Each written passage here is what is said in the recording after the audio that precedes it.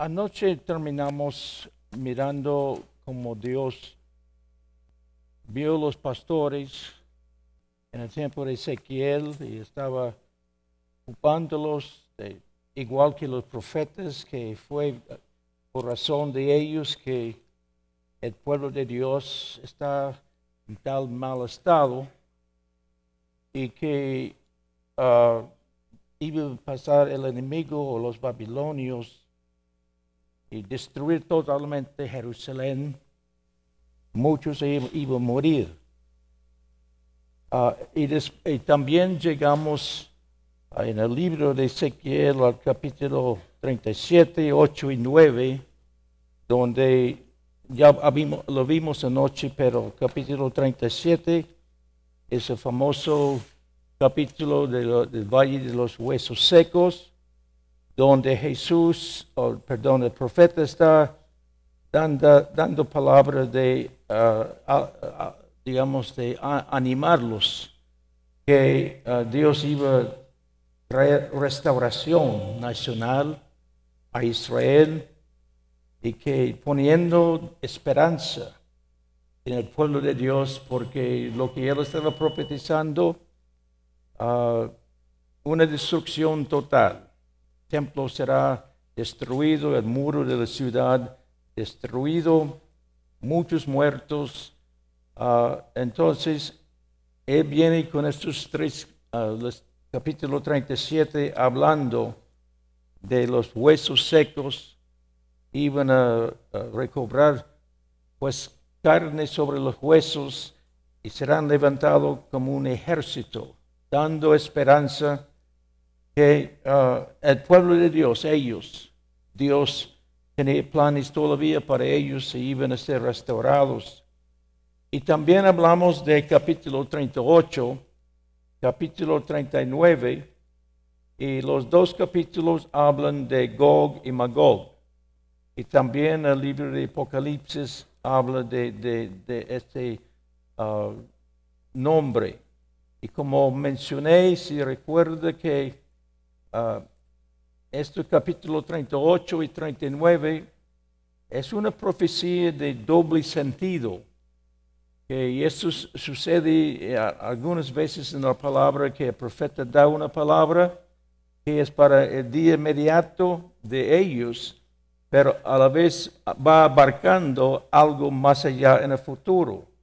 Entonces, igual aquí con la profecía de Gog y Magog, que él vio Jerusalén rodeado de muchas naciones, multitudes de gente.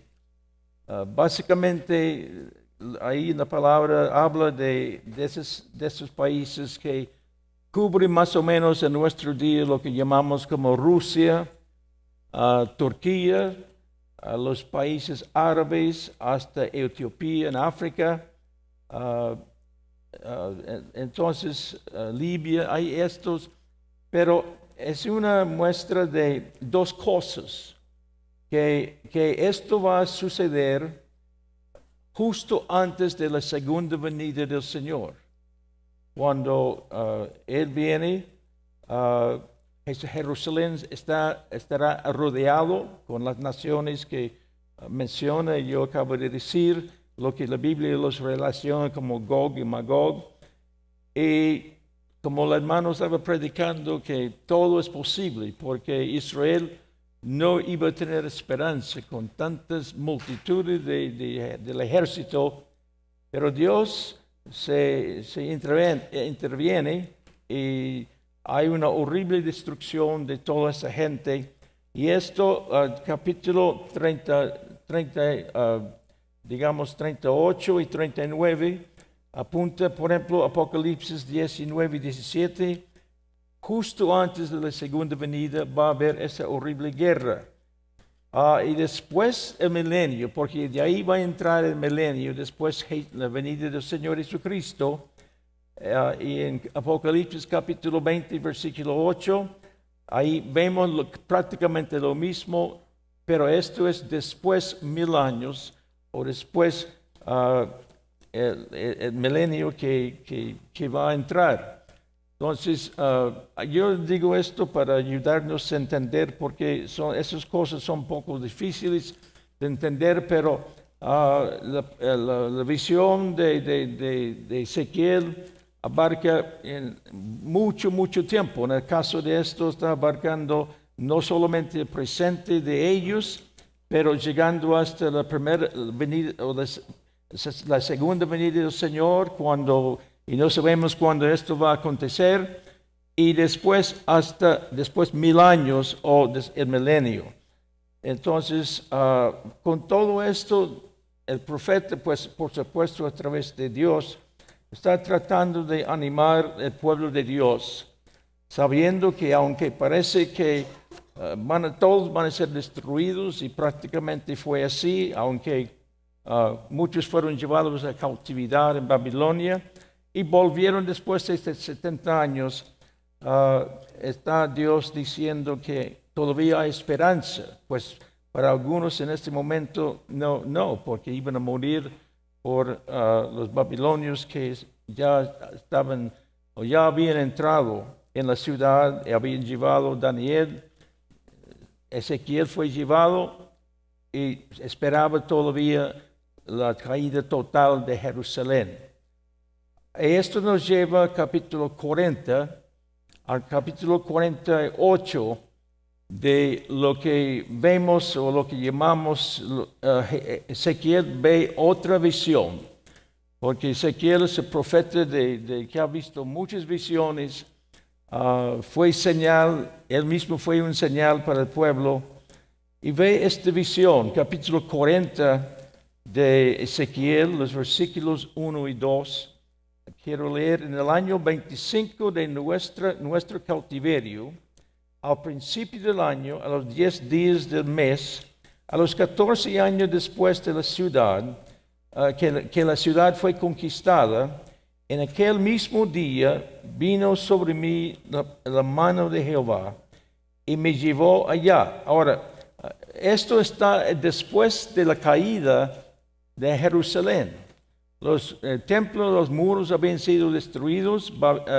Ezequiel está en Babilonia, pero había pasado tiempo y de repente el Espíritu viene y lleva a Ezequiel a Israel. Entonces él ve, o Dios le mostró esta visión que vamos a tratar de explicar un poco en esta noche. Entonces dice: en visiones de noche me llevó a la tierra de Israel, me puso sobre un monte muy alto, sobre el cual había un edificio parecido a una gran ciudad hacia la parte sur. Entonces él vio a una gran ciudad. Ahora, hablando en la historia, yo he dicho que digamos la parte de Israel, lo que llamamos la parte norte o Samaria, fue destruido por los asirios en 722 antes del Señor. Y 605 fue la primera invasión de los babilonios en la tierra de Judá, la nación sur, donde en 605 fue llevado Daniel a Babilonia durante el reinado de Joaquín. Después, el otro exilio fue en el año 597, cuando Joaquín y Ezequiel fueron llevados a Babilonia. Y después, el tercer exilio fue cuando después el muro y todo destruido. Esto pasó en el año 586, después de la destrucción de Jerusalén en el templo.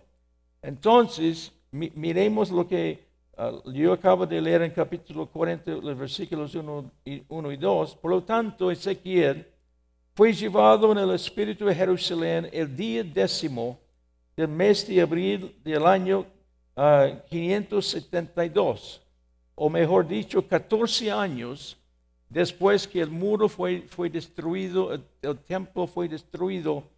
Él está recibiendo esta visión. 14 años después de su destrucción y 25 años después de haber sido llevado cautivo a Babilonia. en el segundo exilio, porque Ezequiel fue llevado y comenzó a profetizar 5 años después de el exilio.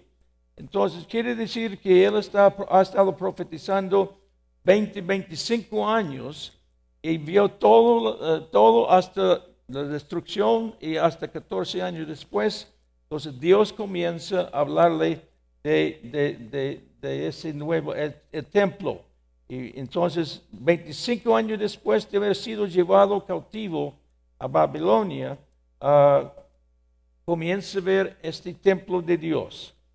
Se mostró a Ezequiel una visión de un templo, no obstante ningún templo construido en Israel ha tenido las mismas medidas que el templo, lo que Ezequiel va a ver. Una cosa que yo he dicho muchas veces, la iglesia, me refiero a la iglesia que cree en la segunda venida muy pronto, siempre escucha, si yo hago una pregunta, ¿cuántos creen que Cristo viene? Y inmediatamente muchos amenes, sí, Cristo viene. Y algunos creen que vendrá tal vez hoy en esta noche. Pero el asunto es esto, si creemos, y por supuesto yo creo también que Jesucristo va a venir, pero nunca pensamos después su segunda venida. Nunca pensamos lo que va a pasar cuando viene el Señor Jesucristo. Entonces, la gente con mucho entusiasmo, deseando la segunda venida, pero la verdad es, muy pocos tienen una idea de lo que va a pasar después de la segunda venida del Señor. Y muchos quedarán choqueados de cuando realmente venga el Señor, y porque no entienden que al venir el Señor entra el milenio. Y aquí cuando estudiamos el templo de Ezequiel, vamos a estar mirándolo. Eso nos da entendimiento de lo que o cómo será las actividades y los requisitos para poder estar en el milenio. Aquí vamos a estar mirando ese templo. Ahora les voy a decir inmediatamente que no puedo decir que esto es exactamente como será el templo de Ezequiel, pero es una idea más o menos como gente han sacado la idea toman de la palabra de Dios para darnos una idea de ese templo. Y voy a hablar algunas otras cosas de ese templo, pero hermanos, cuando comenzamos a entender lo que significa el templo de Ezequiel, cambia nuestro panorama, cambia nuestro compromiso del Señor si realmente logramos captar lo que Dios está hablando en ese templo de Ezequiel. Porque se da tremendos requisitos para poder reinar en el milenio durante 1000 años. Porque la Biblia muestra claramente que no todos van a estar en el milenio reinando con Cristo. Solamente los que se han calificado para estar en el milenio. Ahora, entonces, como yo leí, voy a leer algunos poquitos más palabras. Comenzamos otra vez de leer de versículo 1 hasta versículo 4, hablando de lo que Ezequiel ya está mirando. Ezequiel 40, comenzando con el versículo 1.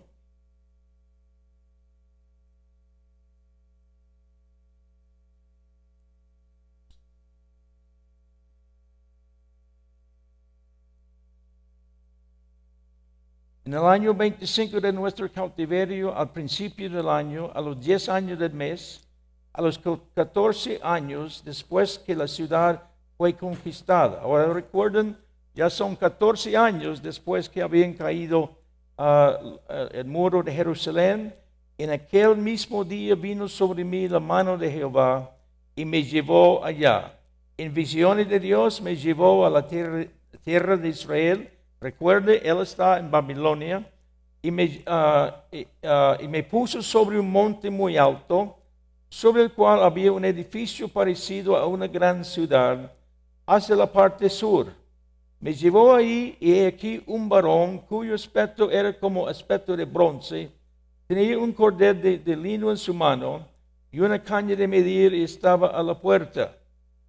Y me habló aquel varón diciendo: Hijo de hombre, mira con tus ojos, oye con tus oídos, pon tu corazón a todas las cosas que te muestro, porque para que yo te las mostrase has sido traído aquí. Cuenta todo lo que ves a la casa de Israel.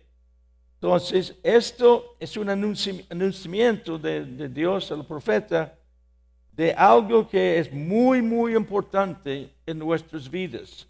Ezequiel recibe esta visión de Dios concerniente al templo. Para esto voy a poner aquí en la pantalla si quiere apuntarlo. Lo que estoy leyendo acá.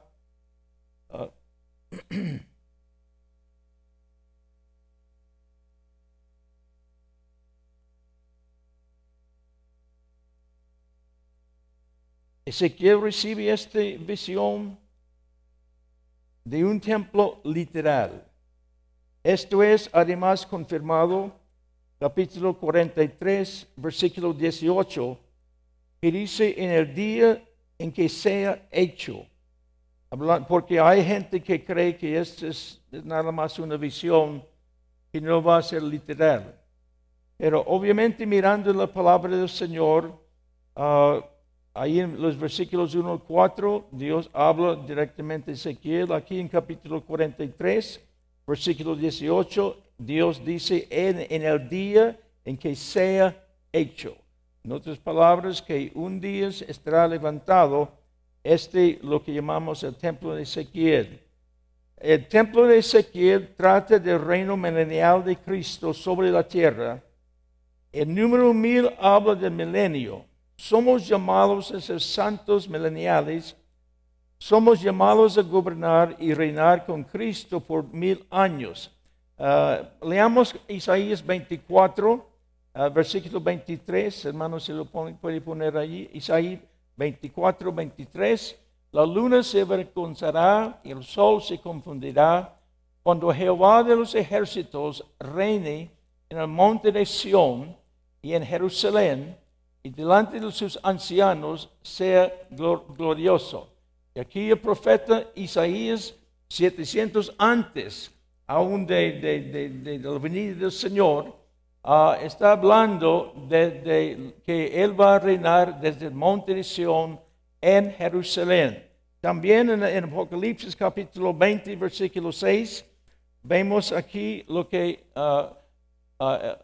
Juan describe o habla allá en Apocalipsis: bienaventurado y santo el que tiene parte en la primera resurrección. La segunda muerte no tiene potestad sobre estos, sino que serán sacerdotes de Dios y de Cristo y reinarán con él 1000 años. Entonces, aquí nos habla de la primera resurrección. Ellos van a estar reinando durante los 1000 años. Por eso el apóstol Pablo escribe esto en sus epístolas, que él deseaba alcanzar la primera resurrección. Y si había alguien que tenía, digamos que uno creía que jamás tendría temor de no alcanzar la resurrección, sería el apóstol Pablo, porque él es gran autor de libros de la palabra, fundador de iglesias, sanador de mucha gente, muchas cosas. Pero todavía Pablo está escribiendo: si yo alcanzo estar en la resurrección. Se refiere a la primera resurrección, porque ellos van a reinar con el Señor Jesucristo. Y si Pablo tenía esa preocupación en su corazón de alcanzar la primera resurrección, ¿cuánto más nosotros en esto? Es claro que el enemigo cree en el milenio, sino si lo creyera, no trataría de falsificarlo. En la historia, Hitler dijo que una de las razones del Tercer Reich o Imperio era para levantar una gente que reinaría sobre la tierra por 1000 años. Entonces, ese hombre era un hombre malísimo, podría hasta decir que tipificaba algo de Satanás, como Tiro en el libro de Ezequiel, pero él estaba pensando de tener digamos, una generación de 1000 años gobernando, etc. Ahora, también hay otra enseñanza de nuestro día que lo llaman milenismo. Es una enseñanza que dice que ya estamos en el milenio. Hay iglesias que creen esto, que ya estamos en el milenio, pero es una doctrina falsa.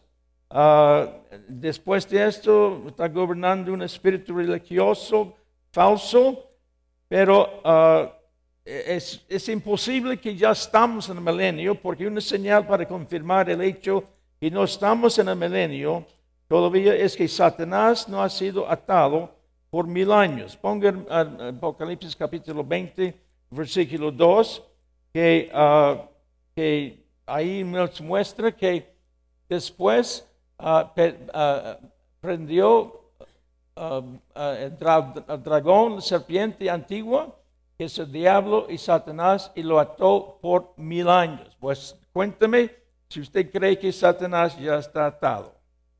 Es obvio que no está atado Satanás. Entonces, esa gente que cree que ya estamos en el milenio, no está correcto. Ahora, vamos a comentar algo sobre el varón que Ezequiel vio en capítulo 40, el versículo 3. La visión comienza con un varón que tenía, mirando, dice, su aspecto era de bronce. Su aspecto era de bronce. Y bronce en la palabra de Dios, ponga Deuteronomio 28, versículo 23. La palabra bronce, siempre en la palabra de Dios, habla del juicio contra el pecado.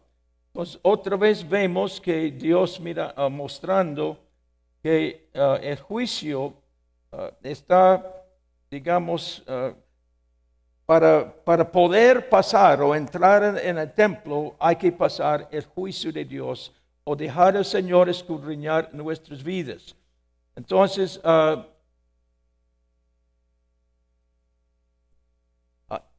vio también en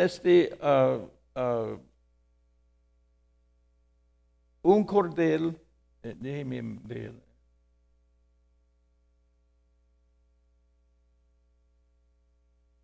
Tenía ese hombre varón que tenía aspecto de bronce, tenía un cordel de lino en la mano. Entonces, lino habla de la justicia, las acciones justas de Dios, que dice Apocalipsis 19, versículo 8. Pongamos esto, por favor, Apocalipsis 19, versículo 8, porque esto está hablando de la esposa del Señor Jesucristo, y vemos que está diciendo que esa gente está, como dice, y a ella se le ha concedido que se viste de lino fino, limpio y resplandeciente, porque el lino fino es las acciones justas de los santos. Entonces vemos que ese varón que Ezequiel vio ese hombre con el cordel de lino en su mano, que habla de las acciones justas que representa los que van a entrar en el templo de Ezequiel. Tenían que estar gente que caminar en justicia, en rectitud, nada chueco en sus vidas. Y este hombre llevaba una caña de medir para medir la ciudad. Y la caña habla de revelar la verdad, rendir cuentas. Ahora la palabra, y eso es muy interesante de ver, que en esta palabra medir o sus palabras derivados de la palabra medir se encuentra 64 veces en los capítulos 40 y 48. Ahora, el por qué que vemos esta palabra 64 veces. ¿Por qué en estos pocos capítulos? Porque todos los que van a entrar en esta ciudad van a estar medidos por Dios. Medido con una caña de medir de Dios y un cordel de lino. Y dice que estaba la puerta y habla de poder entrar, tiene que pasar las medidas de Dios. Ahora, como yo le dije, todo el mundo grita, brinca, Cristo viene a tu nombre, aleluya. No tienen nada, ninguna imagen, ni ninguna idea de lo que viene después, la segunda venida del Señor. Ay de nosotros, los líderes y pastores, que no preparamos nuestro pueblo para que mínimo tener una visión del templo de Ezequiel. Porque muy pocos tienen una visión del templo de Ezequiel y lo que significa en nuestras vidas. Ahora, ¿dónde se encuentra la importancia de esta revelación? Versículo 4. En que inspiraría a los judíos una confianza perdurable en la certeza de su restauración futura. Porque recuerde, él está profetizando 14 años después de la caída de Jerusalén. ¿Qué pensaron ellos? Muchos habían muerto. Muchos llevaron ya a Babilonia, otros esparcidos por muchos lados. Y sus ánimos estaban al suelo. Entonces Dios da esa palabra de inspiración para restaurar su confianza. Que aun Dios iba a restaurarlos, iba a levantarlos. Pues sabemos, digamos, en el contexto de Ezequiel, 70 años después Dios lo hizo. Pero había otras ocasiones y eso se está abarcando más allá cuando hablamos de la segunda venida del Señor. Ahora, también este versículo 4 mostrando ese varón con la caña de medir, vestido de lino, etc., que Ezequiel fue mandado a Dios con algo muy importante. Fíjese lo que él habla de esto, capítulo 47, versículo 6.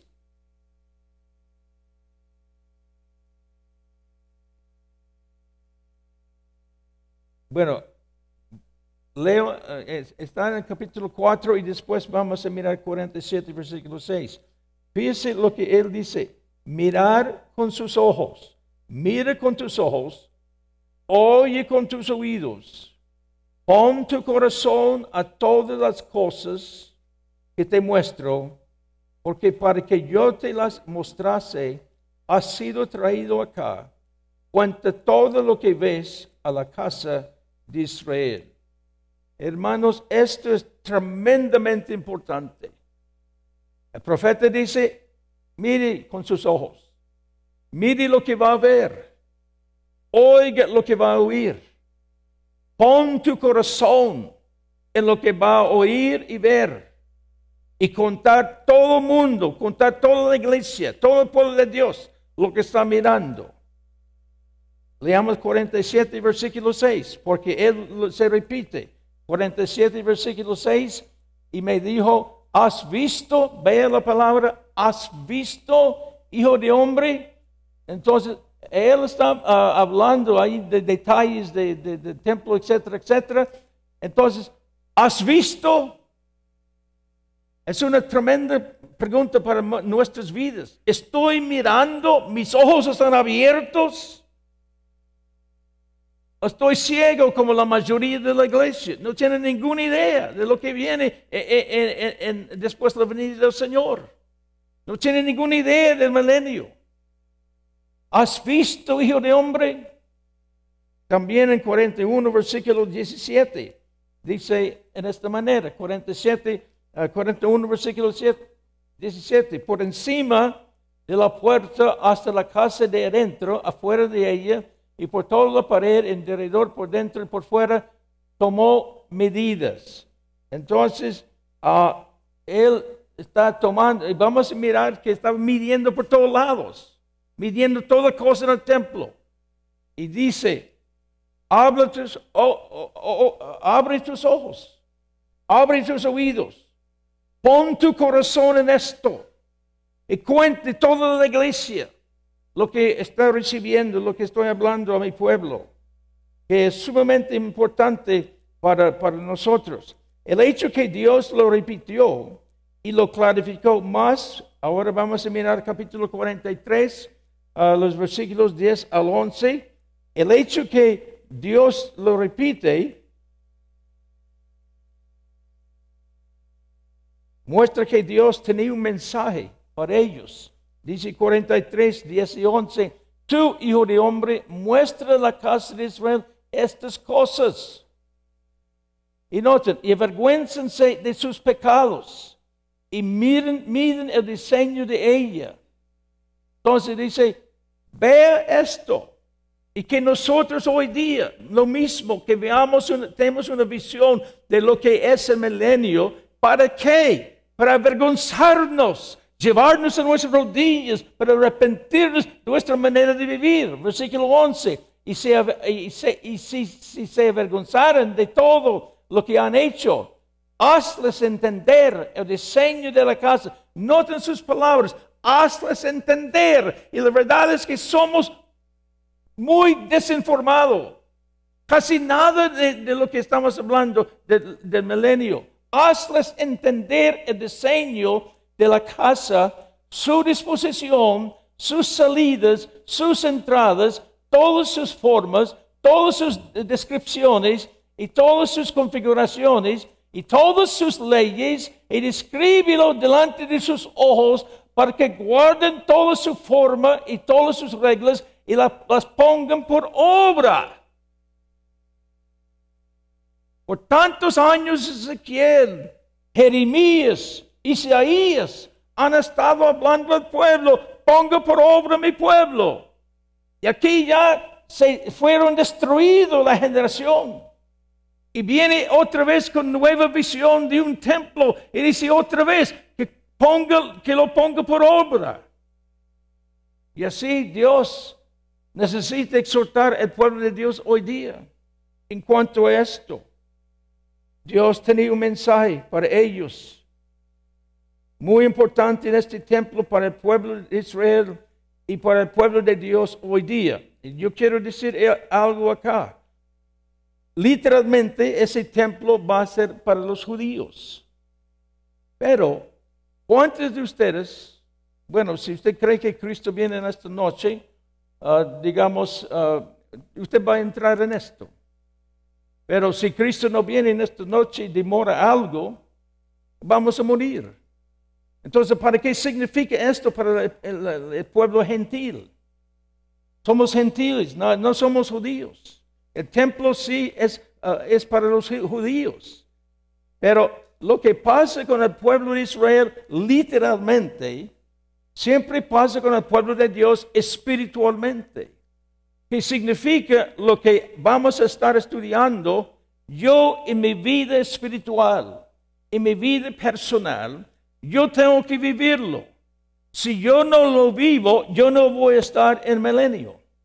Yo voy a estar feliz con Dios, pero puesto aparte por 1000 años. Pero si yo quiero estar en ese lugar, y la mayoría de nosotros no somos judíos, espiritualmente todos estos detalles que vamos a mirar representan partes de nuestra vida espiritual, nuestro carácter, todo de nosotros para calificarnos para estar reinando con el Señor Jesucristo. Y yo no quiero quedarme afuera descalificado, pero tristemente muchos serán descalificados.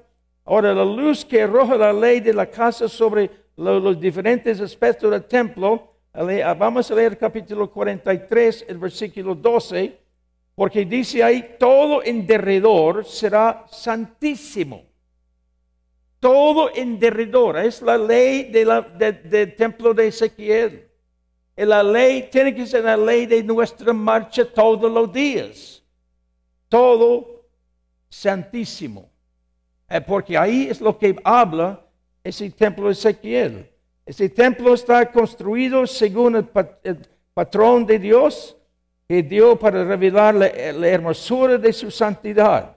Leamos Salmo 110, versículo 3, respecto a algo de la santidad de Dios. Salmo 110, versículo 3. Tu pueblo te ofrecerá voluntariamente en el día de tu poder, en la hermosura de la santidad. Desde el seno de la aurora tienes tú el rocío de tu juventud. Pero noten esto, tu pueblo se te ofrecerá voluntariamente en el día de tu poder. ¿Cuándo? ¿Cuándo nos toca este versículo? Hoy día y cada día de nuestra vida.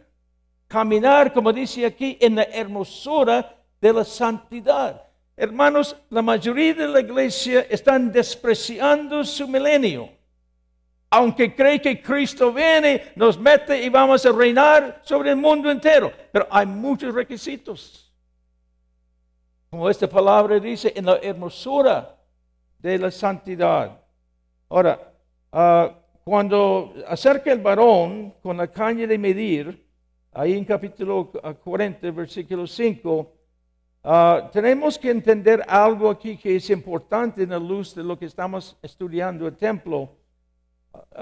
Esa caña tenía más o menos 2.70 metros, considerando que el codo haya sido de 45 centímetros. Hablando en los días bíblicos, un codo era de aquí del codo hasta el alcance de los dedos. Es más o menos como decir un codo.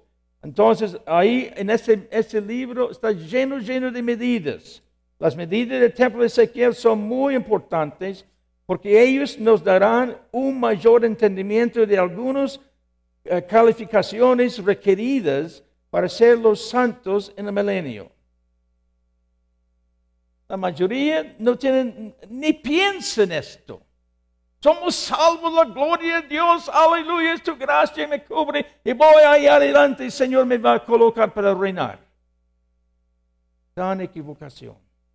Cuando vemos medidas en la palabra de Dios, es importante no cambiarlas.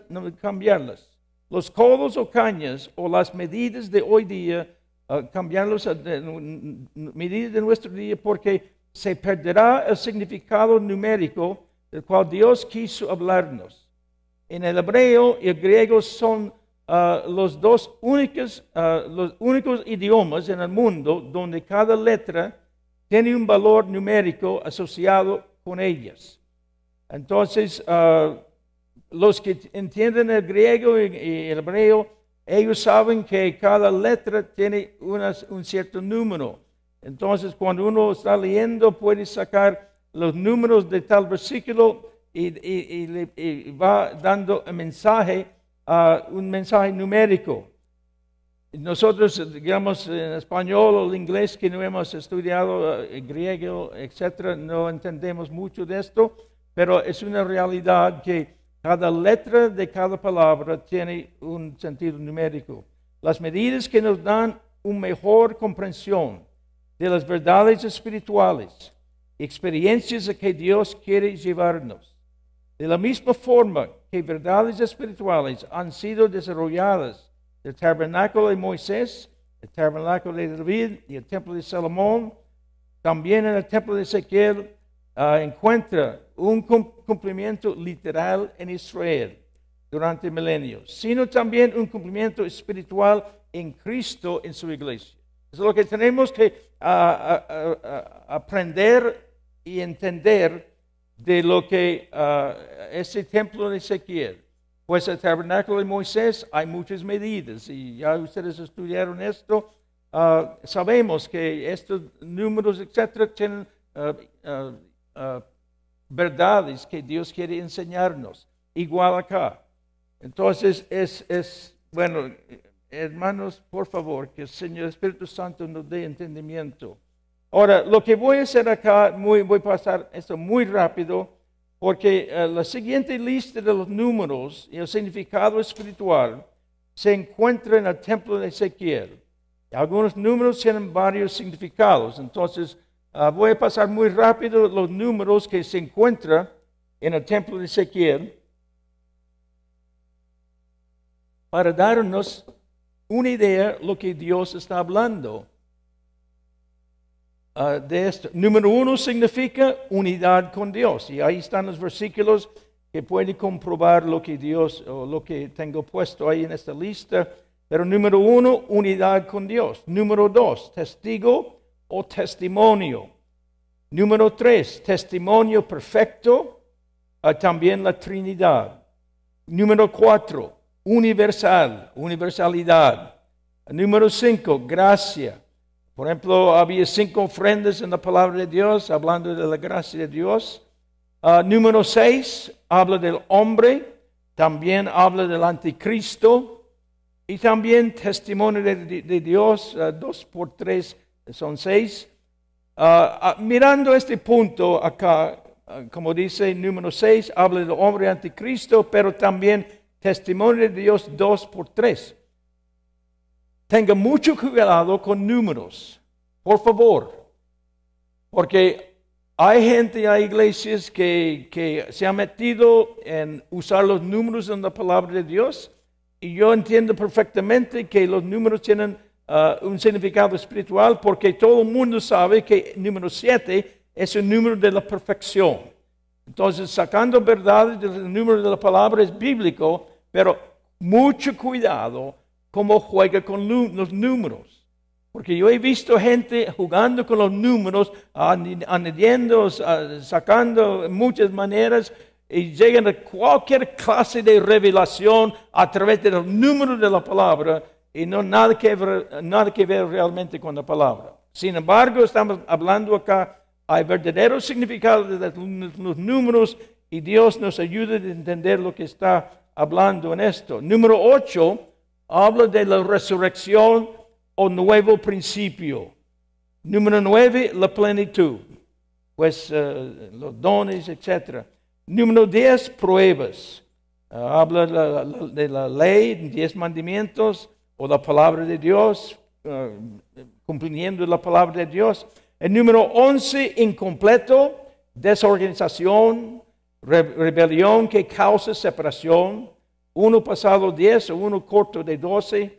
Y eso pasó cuando Judas se ahorcó. Entonces estaba incompleto el número. Entonces tenían que elegir otro discípulo. Era el número 11 que era incompleto. Número 12 porque eligieron a otro discípulo para llegar a ser 12. Y 12 significa gobierno divino, plenitud apostólica. Número 13, rebelión o apostasía. Entonces, digamos, si tiene más de 12 es el número de autoridad apostólica, pero si son 13 es rebelión, apostasía.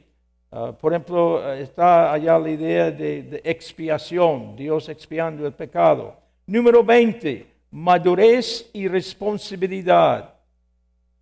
Número 25, abundancia de misericordia, porque el número 5 habla de la gracia de Dios. Y uno pone a pensar, 5 por 5 es el número 25, una abundancia de misericordia. Número 30, y esto es muy conocido en la palabra de Dios, consagración, madurez para el ministerio, porque era la edad cuando entraron en el sacerdocio. Número 40 también es fácil, el número de prueba y tribulación, porque fueron probados por 40 días, 40 años, etcétera, etcétera. Número 50, Pentecostés. El libro Levítico 25 habla del año de jubileo, era un año de libertad. Y entonces, cuando derramó el Espíritu Santo en el libro de Hechos, fue 50 días después de la salida de Jesús. Versículo 60, número 60, la plenitud de madurez. 2 por 30, porque madurez era 30, 2 por 30 son 60. Número 70, autoridad espiritual. Había 70 ancianos con Moisés. Número 90, plenitud divina o fructífero, 3 por 30, 9 a una plenitud, muy fructífero. El número 100, plenitud o lo último, abundancia de fruto. Isaac sembró en la tierra, el primer año cosechó 100. 500, separación santa, ahí Ezequiel 42, versículo 20, habla de esto que tal vez veremos más adelante. El número 1000 habla del milenio, ya vimos esto, Apocalipsis capítulo 20, el versículo 3, que reinarán 20, versículo 3, reinarán 1000 años. 4500, plenitud de gracia, que vamos a mirar ahí también en ese templo. Y 1800, fuerza, que también está en el templo. Ahora, vamos a mirar aquí, voy a tratar un poquito de volver. En primer lugar, voy a leer estos versículos relativo a la puerta exterior que describe en 40, versículo 5, el muro fuera de la casa. Hermanos, si pueden poner este 40. Y aquí un muro fuera de la casa, y la caña de medir que aquel varón tenía en la mano era de 6 codos, de codo y palmo menor. Midió el espesor del muro y una caña, y la altura de otra caña. Le voy a mostrar en la foto después que veamos esto. Capítulo 40, versículos 6 a 16, la puerta del oriente. Todo esto vamos a mirar ahí cuando pasamos esto, pero Dios manifestando, hablando de cada parte de esta ciudad. Capítulo 40, 17 y 19, el atrio exterior. 40, 20 y el 23, la puerta del norte. Y capítulo 40, 24 y 27, la puerta del sur. Relativo a la puerta interior, la parte interior que se describe en 40, 28 y 31, la puerta del sur. Ahora, noten aquí, estamos hablando de la parte interior. Voy a volver acá. Lo que acabamos de ver es la parte exterior. Entonces, había una parte exterior y una parte interior que Dios dio todos los detalles de esto. En la parte interior, 40 al 28 y 31, la puerta del sur. 40, 32 al 34, la puerta del oriente. 40, 35 al 37, la puerta del norte. Y 40, 38 a 43, los arreglos para el santuario. Sigamos un poquito más y voy a volver. Capítulo 40, 44 al 47, las cámaras de los cantores y sacerdotes. Ahí vamos a mirar que Dios hizo cámaras para la gente que estaba ahí funcionando en el templo. Ahí menciona los cantores y los sacerdotes. Entonces, hablando de esto, mi pregunta es para mí mismo, ¿voy a calificarme para tener una cámara en el templo? Ahora, personalmente, yo no voy a estar en el templo de Ezequiel, pero espiritualmente hay un templo, no voy a decir dónde está, pero hay un templo, si me califico, habrá una cámara para mí, para yo puedo estar funcionando en todo lo que va a suceder durante el milenio. Es que, miren, hermanos, la idea de la mayoría de la gente que en el milenio estaremos bajo una palmera con una guitarra y ahí tocando felizmente, cantando, y qué rico, aleluya, aleluya, 1000 años. Nada que ver, nada que ver. Hay cantores, que significa adoración. Habrá mucha adoración, habrá sacerdotes ministrando. Capítulo 40, 48 y 49, el pórtico del templo. 41, 1 al 4, el interior del templo, porque había un lugar aún más adentro del templo. Capítulo 41, 5 al 11, el muro y las cámaras laterales. 41, 12 al 14, el lugar separado. Y cuando uno mira esto, está poco parecido al tabernáculo, también el templo de David, el tabernáculo de David y también el tabernáculo el templo de Salomón. Por supuesto hay algunas diferencias, pero más o menos la misma idea que aparece. 41 al 15 al 26, las proyecciones del templo. 42, 1 al 14, las cámaras de los sacerdotes. 42, 15 al 20, los recintos del templo. Ahora vamos a tratar de regresar y mirar ese templo para tratar de indicar poco cómo estaba. Entonces vimos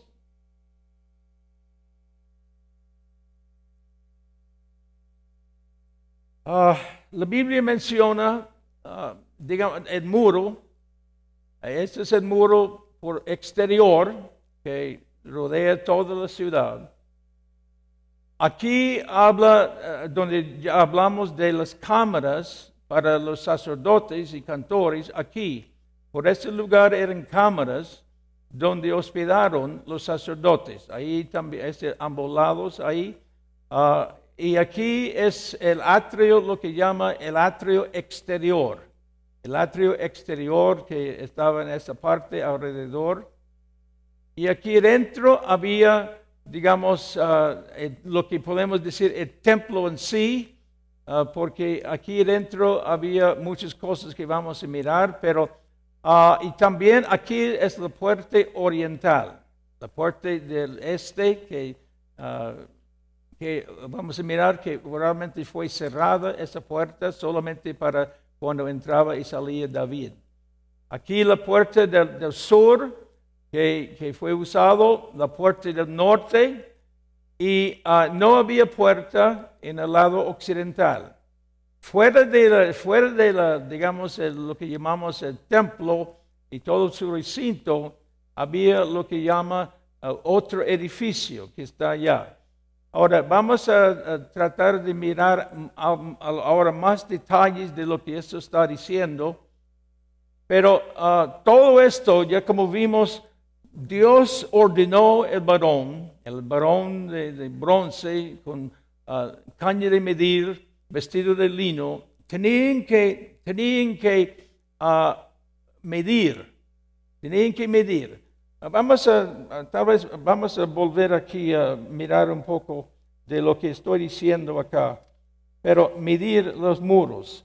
Hermano, si me puede poner, a ver si lo encuentro aquí en mi ok, versículo 5. He aquí un muro fuera de la casa, y la caña de medir, he aquí varón tenía en la mano, era de 6 codos.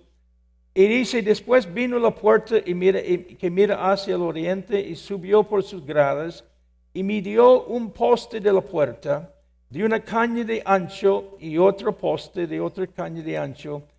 Y cada cámara, noten, tenía una caña de largo y una caña de ancho. Entre las cámaras había 5 codos de ancho. Y cada poste de la puerta, junto a la entrada de la puerta por dentro, por una caña. Midió asimismo la entrada de la puerta por dentro una caña. Midió luego la entrada del portal de 8 codos. Y sus postes de sus 2 codos, o 2 codos. Cuando usted tenga tiempo y quiere enseñar esto a su iglesia, etcétera, etcétera, ahí toma tiempo y como yo les di las medidas de los números, usted puede ir sacando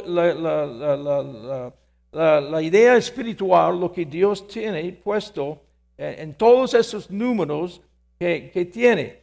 Otra cosa que yo quiero que notemos, y esto se encuentra también en el libro de Apocalipsis, pero no voy a leerlo en el libro de Apocalipsis, pero cuando usted va al capítulo 21 y 22 de Apocalipsis, usted encuentra la ciudad celestial, que es conocido como la esposa de Jesús, el tabernáculo de Dios. Entonces, que es algo que tiene medidas y puertas y muros y todo esto. Ahora, vamos al libro de Cantares, que quiero ver algo acá. El libro de Cantares, que vemos algo que para mí está muy relacionado con el templo de Ezequiel, también la esposa de Jesús en Apocalipsis, capítulo 21 y 22.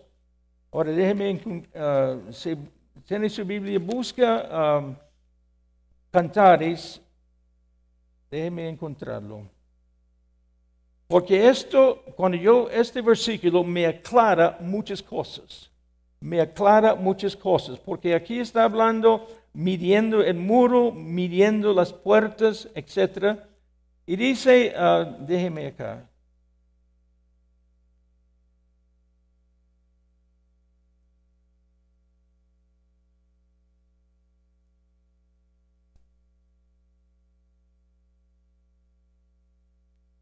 Ok, capítulo 8 de Cantares.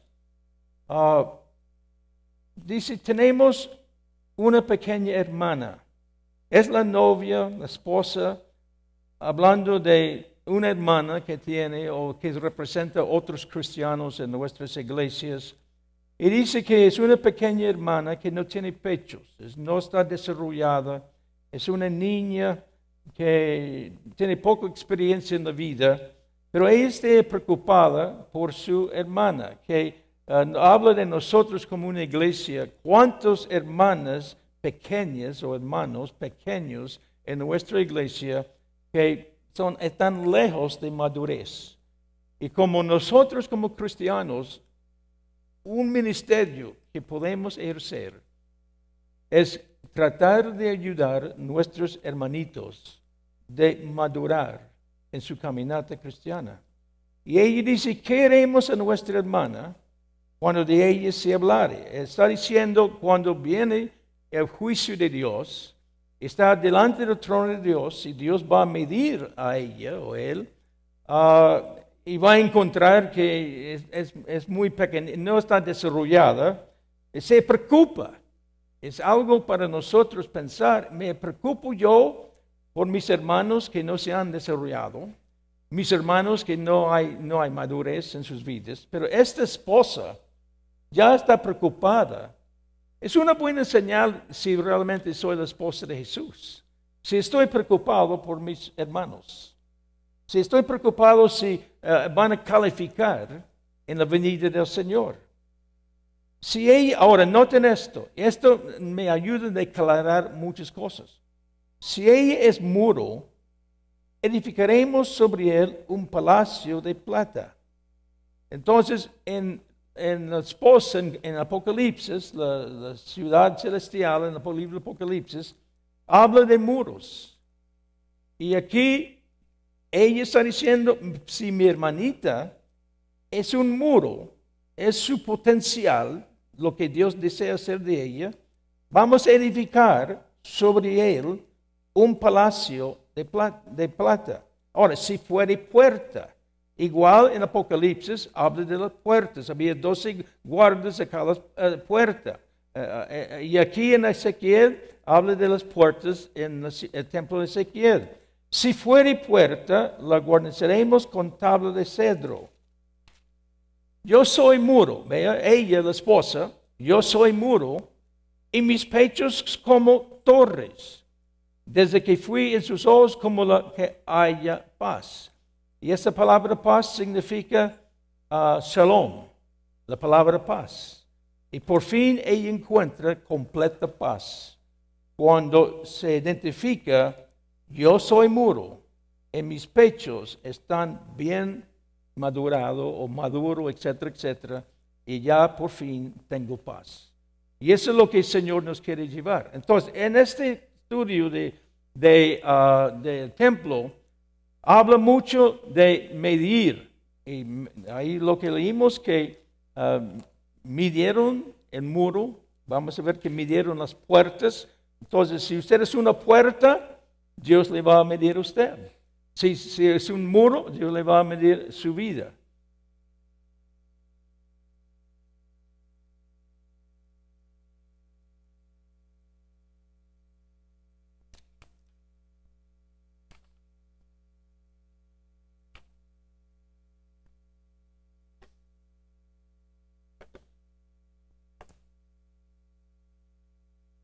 Deme un segundo, hermanos.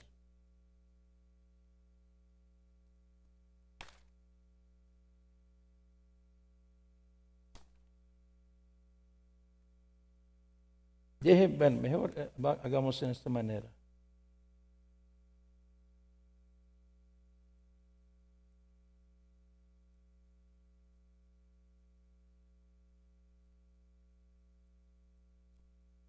Bueno, como miré algunos de esas cosas, la parte exterior habla del muro, puerta, el atrio exterior, la puerta del norte, la puerta del sur, puerta del oriente, norte, los arreglos, el sacrificio, las cámaras de los cantores y sacerdotes. Ahora vamos al capítulo 40, el versículo 16. Sugerir las características espirituales necesarias que manifiestan lo siguiente. Capítulo 40, el versículo 16. 40, 16. Había ventanas estrechas en las cámaras y en sus portales por dentro de la puerta alrededor, y asimismo en los corredores, y las ventanas estaban alrededor por dentro, y en cada poste había palmeras. Pero muchas ventanas, ventanas estrechas. ¿Qué habla que esto? Porque cuando uno está en el templo, está mirando estas ventanas estrechas, y Dios está hablando detalles de lo que significa estas ventanas estrechas y otras cosas. Capítulo 40, versículo 25, también vamos a leer el versículo 25. Dice, tenía sus ventanas y sus arcos alrededor con las otras ventanas. La longitud era de 50 codos, el ancho de 25 codos. Como yo dije, usted estudia esos detalles, usted puede mirar los números y ver lo que hay, en este caso, el caso de las ventanas. Pero está hablando de una visión singular. Leamos Cantares capítulo 4, versículo 1, donde vemos en la esposa del Señor que Dios la describe en esta manera. Tus ojos, he aquí que tú eres hermosa, amiga mía, he aquí que tú eres hermosa. Tus ojos, entre tus quedejas, como la paloma.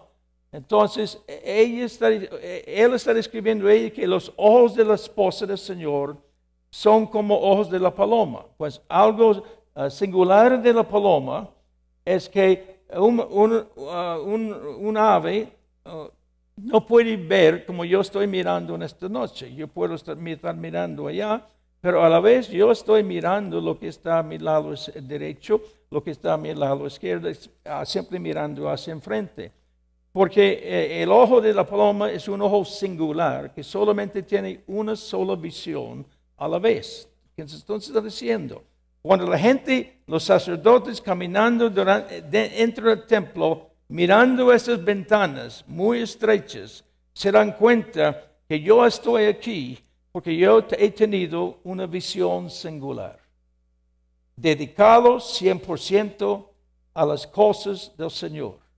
Eso es lo que, parte de lo que el Señor está diciendo a la gente que está dentro, y también para poder calificarnos en nuestra vida acá, tenemos que caminar con una sola visión. Ponga Lucas capítulo 11, versículo 34, en la luz de la ventana.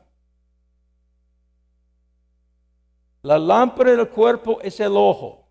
Entonces, cuando tu ojo es bueno, también todo tu cuerpo está lleno de luz. ¿Qué significa? Si yo voy a estar ahí mirando las ventanas estrechas, yo tengo que ser en mi vida aquí en la tierra una vida llena de luz. Nada de oscuridad, nada de tinieblas, pero una vida llena de luz. Pero cuando tu ojo es maligno, también tu cuerpo estará en tinieblas.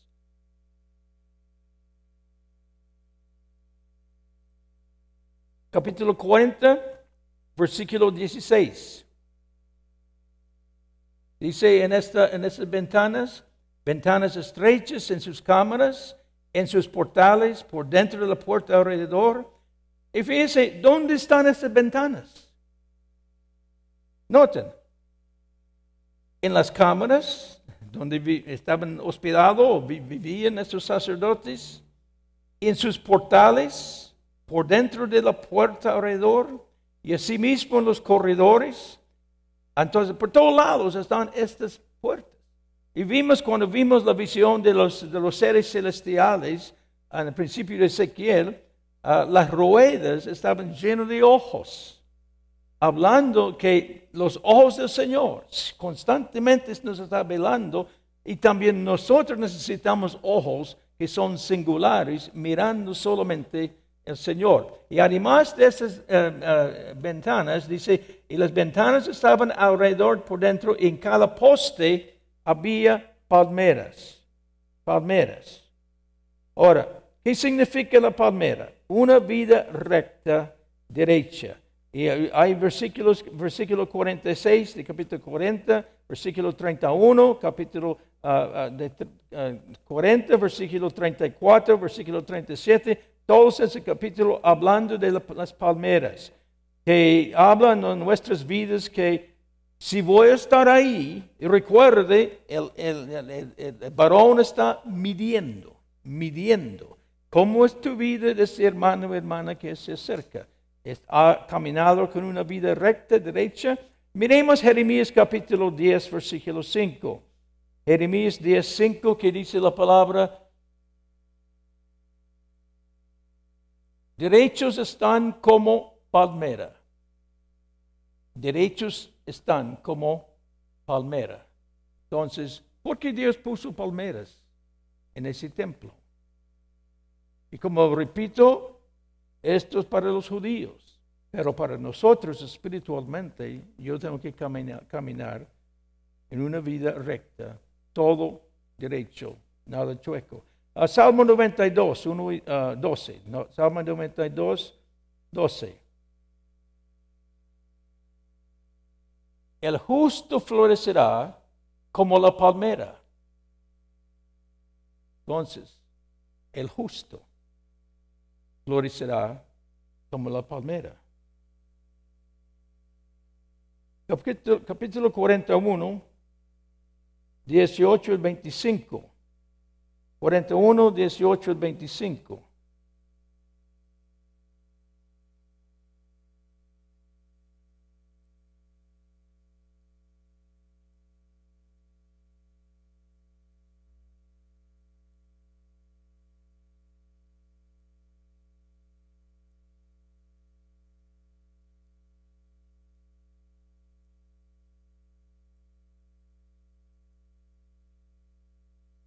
Estaba labrada con querubines y palmeras. Entre querubín y querubín, una palmera. Entonces, ¿de qué hablan los querubines? Pues vemos esto en el tabernáculo.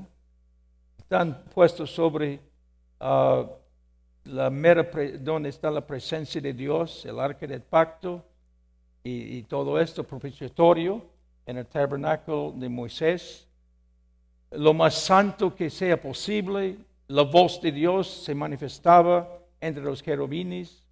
Entonces, ahí está hablando bueno, déjeme leer otra vez, 18. Estaba labrada con querubines y palmeras, rectitud.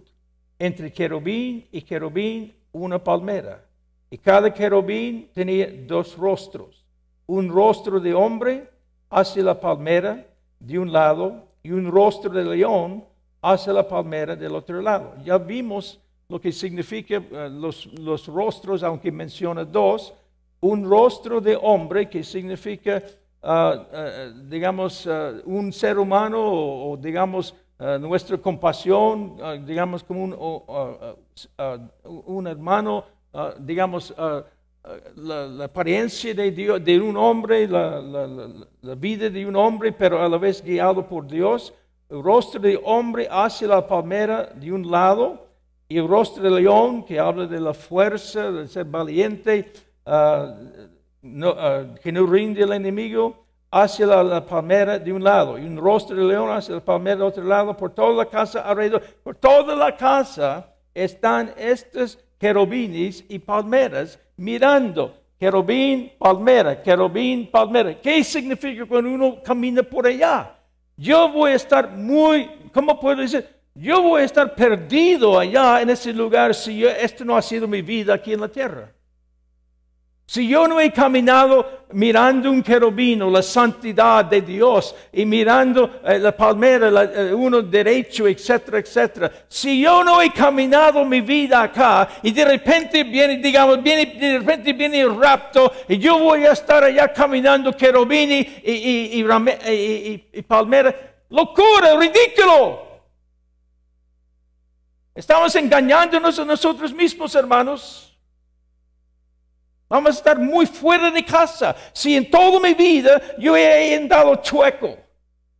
Y de repente, me voy, gloria a Dios, a su nombre. Y ahí estoy caminando. Todos tan santos querubines por todos lados. Palmeras por todos lados. Diciéndome la justicia, la rectitud, la adoración, la voz de Dios, la santidad de Dios. Yo voy a estar muy fuera de casa. Incluso ni voy a estar ahí.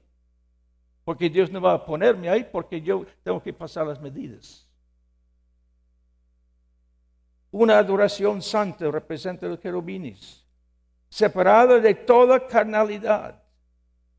Ya vimos esto en Ezequiel capítulo 1, Isaías 6, 1, 7. Isaías tiene una experiencia con ellos. Y Apocalipsis 4, 8. Entonces, hermanos, capítulo 40, versículo 22. Capítulo 40, versículo 22. Otra cosa que pasaba ya dentro de ese templo, porque recuerden la foto, había el muro exterior y después las cámaras de donde están los sacerdotes y después el santuario. Y después el templo. Ahora, para entrar en el templo había más requisitos. Como dice acá que estamos mirando el versículo 22 del capítulo 40. Y sus ventanas y sus arcos. 40, 22, sí.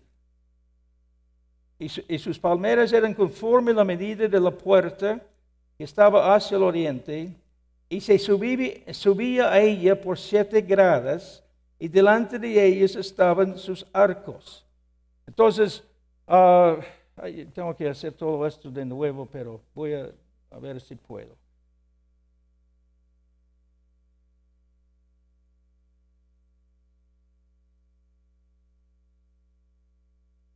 Entonces, aquí el templo.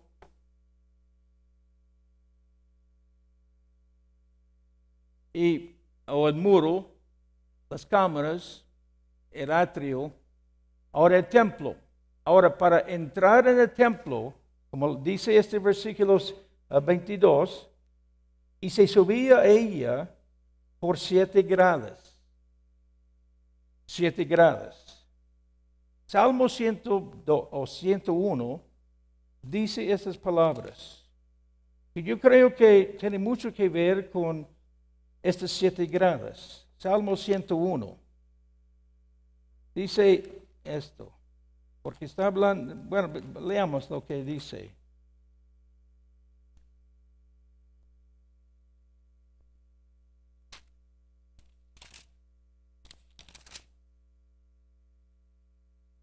Misericordia y juicio cantaré. A ti cantaré yo, oh Jehová. Noten lo que dice, entenderé el camino de la perfección. Estamos hablando del camino de perfección.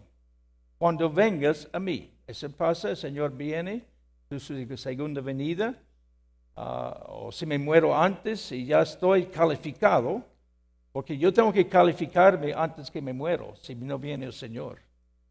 Y eso es lo que pasa con mucha gente, que nunca se prepara. Muerte viene y se van y cree que todo va a estar magnífico. Yo tengo que calificarme en mi vida hasta antes de que yo muero. En la integridad. Ahora, habían 7 gradas para subir en el templo. Número 1, en la integridad de mi corazón andaré en medio de mi casa. Integridad, una grada. ¿Y dónde ha ido la integridad? La integridad casi ya no existe.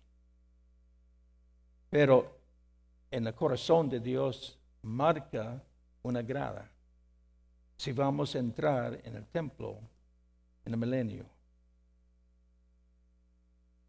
Número 2, no pondré delante de mis ojos cosa injusta.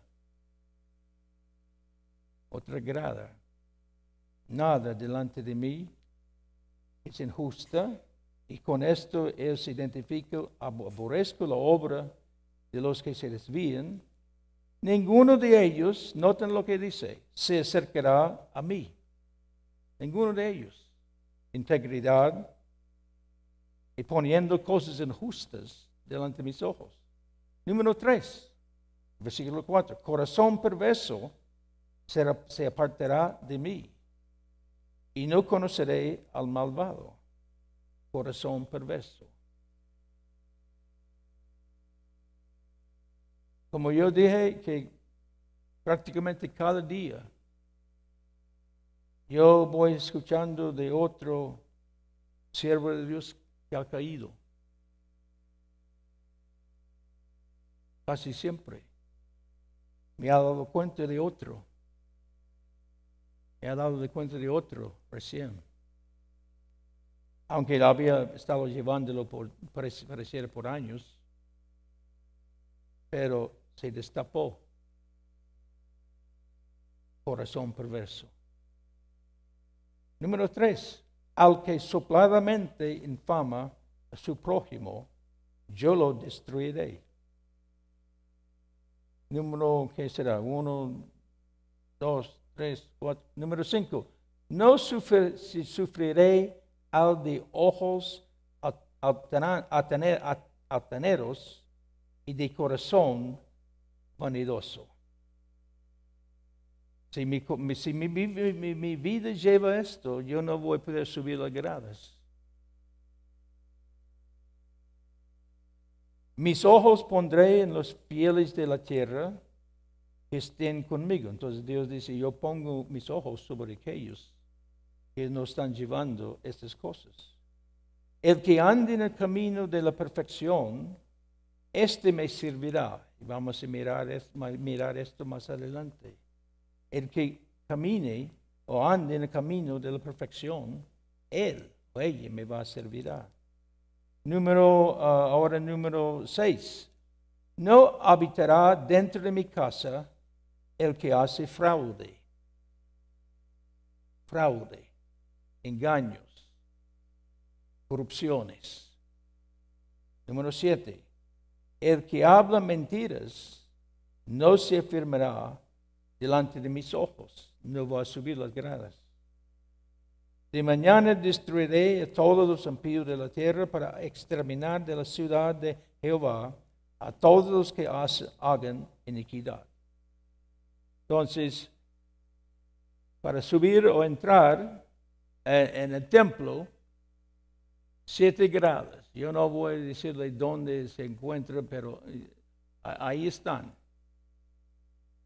Subiendo como aquí. ¿Cuántas gradas hay aquí? Creo que son 7. 1, 2, 3, 4, 6. Subiendo allá. ¿Con qué? Integridad. Nada injusto delante de mis ojos. Nada de perversidad. No infamando a mi prójimo. Altos ojos. Esa palabra. Y corazón vanidoso. No habitaré en mi casa que hace fraude y habla mentiras. 7 grados. Además de esto, vamos a volver, porque había tres, ¿cómo puedo describirlo? Tres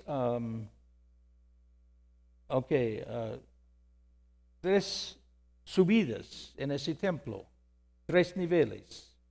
Pues el tabernáculo hay tres niveles, en el arca de Noé hay tres niveles, etc. Pero en el segundo caso, capítulo 40, versículo 31, 8 peldaños para entrar en el atrio interior. Fíjese, 7 para entrar en el atrio exterior. Ahora para entrar en el atrio interior, 8 peldaños que fácilmente se ve en 1 de Pedro capítulo 2, cuando Pedro está hablando de ir a la perfección. 2 de Pedro capítulo 2, comenzando con el versículo 3. Fíjese en esas palabras tan tremendas y preciosas. 2 de Pedro, capítulo 1, comenzando con el versículo 3. Como todas las cosas que pertenecen a la vida y la piedad nos han sido dadas por su divino poder. Entonces, hermanos, no hay excusa. Todo el mundo se excusa. Pero aquí, según Pedro, no hay excusa, porque nos ha dicho todas las cosas que pertenecen a la vida, a la piedad, nos han sido dadas por su divino poder. Ya tengo todo. Tengo todo poder para vivir una vida recta delante de Dios. Mediante el conocimiento de aquel que nos llamó por su gloria y excelencia. Estamos llamados para qué? Su gloria y excelencia.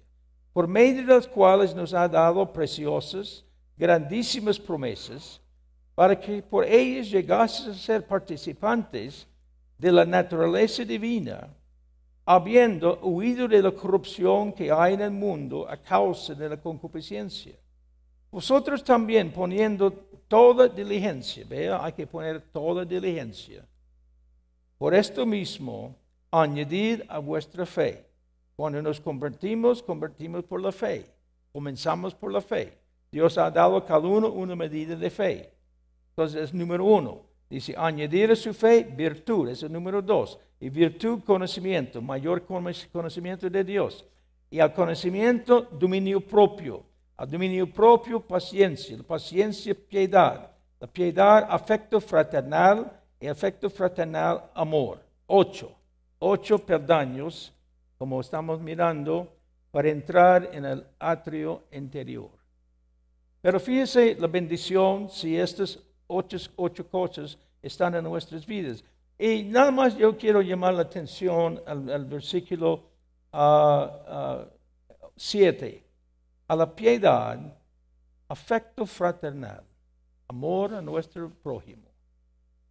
Afecto fraternal. Y el afecto fraternal, amor, que es mayor cosa en la vida. El amor. Porque si estas cosas, noten, estas cosas, los 8 peldaños, están en vosotros y abundan, no os dejarán estar ociosos ni sin fruto en cuanto al conocimiento de nuestro Señor Jesucristo. ¿Cuántos hay que no tienen fruto? Aquí dice, en cuanto al conocimiento del Señor Jesucristo, el fruto concerniente a Él.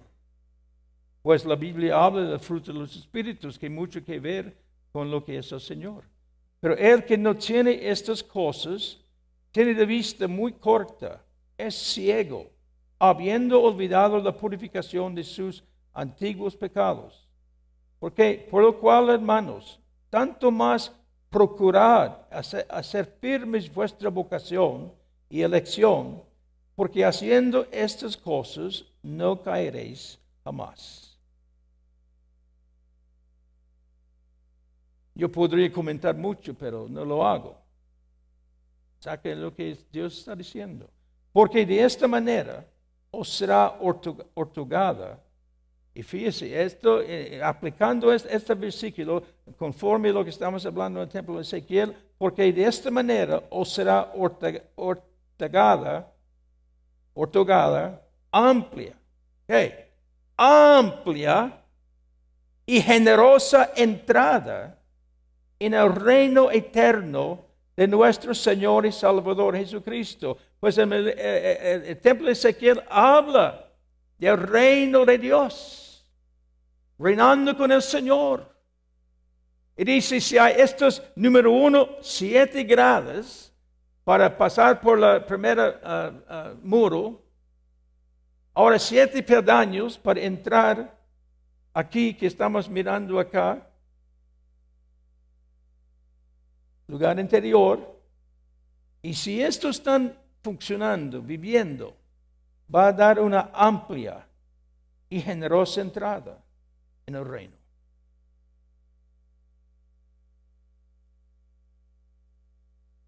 Capítulo 40, versículo 9. 40, versículo 49.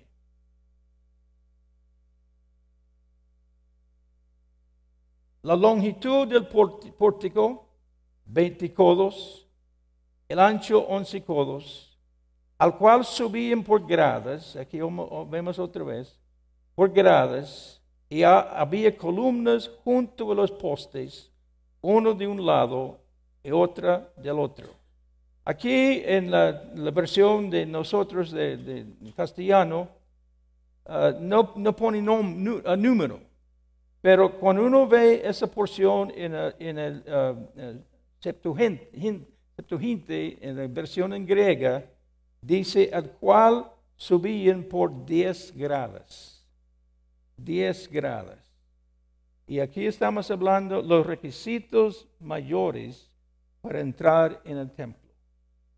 10 gradas. Que el número 10 habla de la ley de Dios.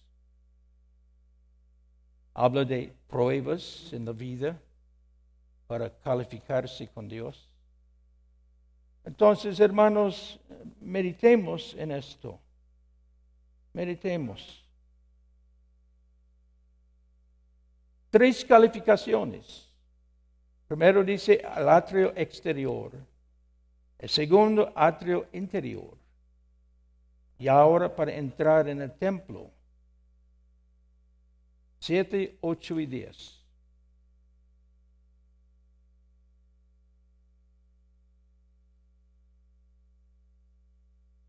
Si la mayoría de la iglesia escucha lo que estoy diciendo, van a decir una o dos cosas.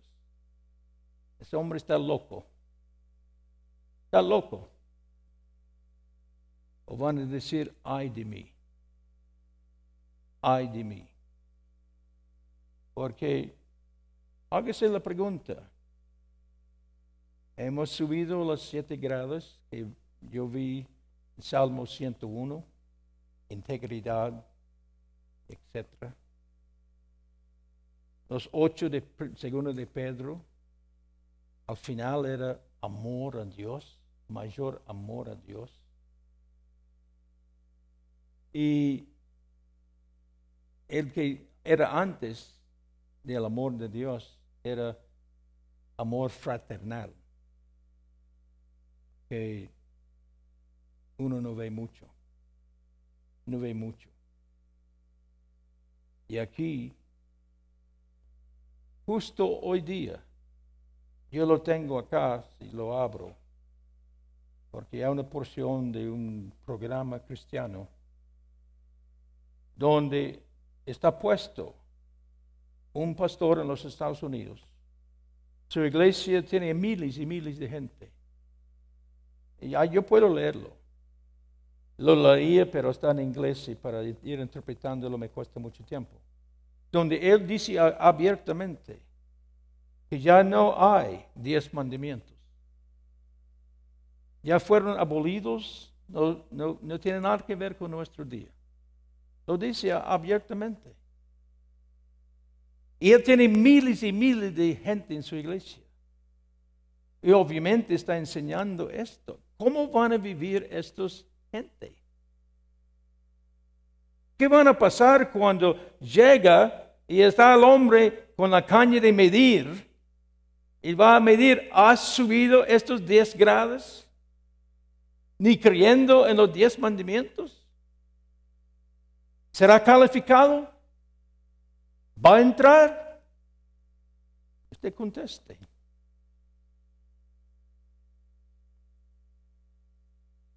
Y él habla, hay mucho que él habla. Todo en contra. Dice que es prácticamente un pecado de creer en los mandamientos.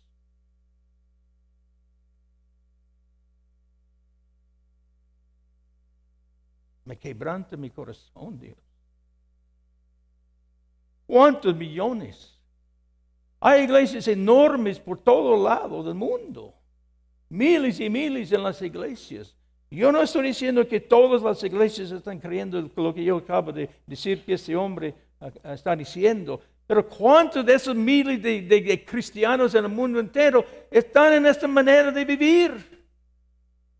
Bueno, Dios tiene la tremenda bendición de llevarnos y entrarnos en su reino de reinar con Él 1000 años.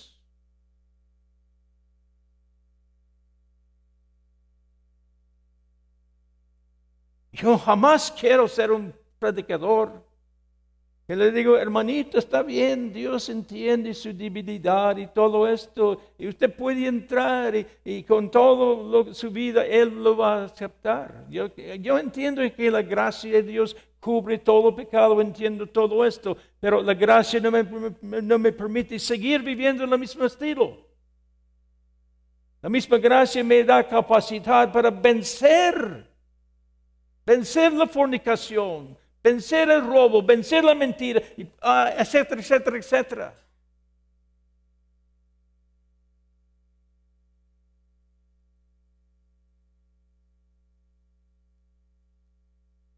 Siete grados, 8 peldaños, 10 grados.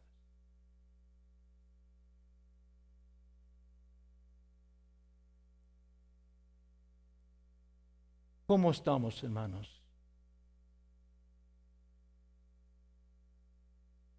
¿Esto qué hace su vida? ¿Le impulsa para buscar más al Señor?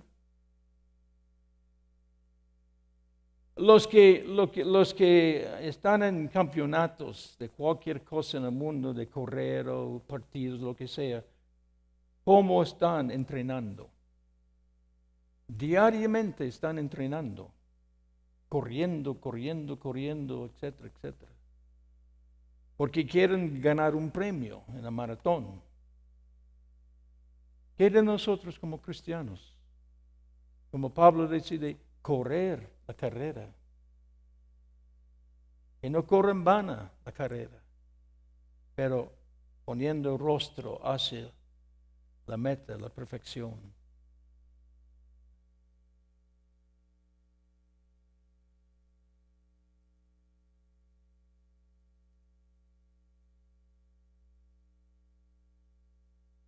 No sé, en estos 4 días, si ha visto la vida cristiana en una manera diferente.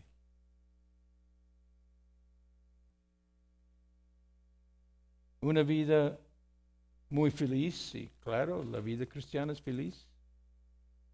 Pero al lado de esto, mucha flojera. Bueno, si el Señor quiere, si tengo tiempo, me dé la gana, etcétera, etcétera. El Señor verá, el Señor comprende. Y mire, yo sé que hay gente que me están escuchando, tal vez ahora en el internet me están escuchando y están diciendo, es hombre muy legalista. Muy legalista. No, yo no estoy legalista. Nada más yo leo la palabra de Dios. Y la estoy interpretando espiritualmente. Yo sé que hoy día digamos, literalmente, más allá cuando venga Cristo, habrá un templo exacto como eso está describiendo. Pero será para la gente judía. Pero espiritualmente, todas estas características tienen que estar ya hecho carne en mi vida.